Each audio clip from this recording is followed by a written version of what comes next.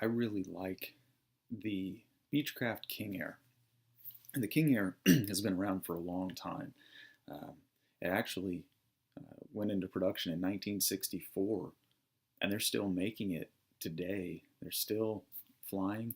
Uh, you see them all over the place. It's such a capable airplane. You see it used for private transport, for corporate transport.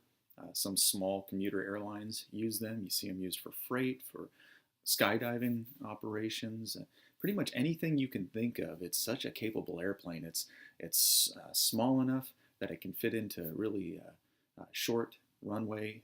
It can do. It's got off-airport capabilities. It can really fit into some small areas, but it really at the same time can be used as a high altitude luxury type airplane.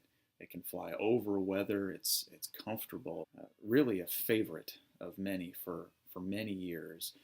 And the King Air kind of came down the line with the different Beechcraft airplanes. Beechcraft has been an innovator for a long time, and one of their extremely capable and versatile airplanes was the Beech 18. And the King Air is kind of a descendant of that Beech 18. The Beech 18 eventually gave way to the Beechcraft Queen Air. The Queen Air eventually gave way to the King Air, and then the King Air has gone through multiple series of the Model 90, and then the 100, the 200, the 300 series, each having its own particular set of improvements to it. But the Beech 18 had two radial engines. The Queen Air was a piston-driven airplane, but the King Air has turboprop engines, and that really puts it in a class of its own. The King Air has PT6 turboprop engines, and the different models of King Air have gone through multiple different variations of the PT6, but that's a tried and true, solid, capable engine. But you see many of the Model 90, the older King Airs, they're much shorter than you see in the Model 100. It sort of grows a little bit. You also see the standard tail and then the T-tail options. Then you get into the models 200 and 300, you see they continue to grow in size. Right now, the largest being the 350i model, which is just a beautiful airplane. It just, when you see pictures or videos or see one, it's such a good looking airplane, isn't it?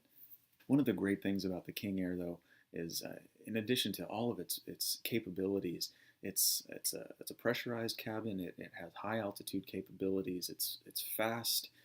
It's comfortable, and compared to many of the light jets that are on the market today, it has a much bigger cabin. So you've got much more room. It's more comfortable. You've got these huge windows that you can look out. It really is a nice airplane. Using the 350i model as just an example is kind of the leader of the pack with the King Air family right now. It's got a max cruise speed of 312 knots. It's got a maximum range of 1,800 miles.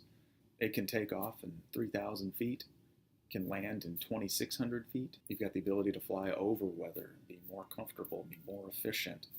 At 350i, you can have 11 people in there, and it's got a useful load of 5,100 pounds. There are storage lockers in the wing area behind the engines. Of course, it's got state-of-the-art avionics as well. It comes with the Rockwell Collins ProLine Fusion suite of avionics. It's got three 14-inch touchscreen panel displays, synthetic vision. One of the things that's interesting, though, about the King Air as opposed to something comparable like a light jet is the cabin size inside. The cabin is 57 inches high and 54 inches wide. It's got more of a squared oval shape to it, so there really ends up being a lot more area inside the cabin, which makes it, of course, more roomy, more comfortable.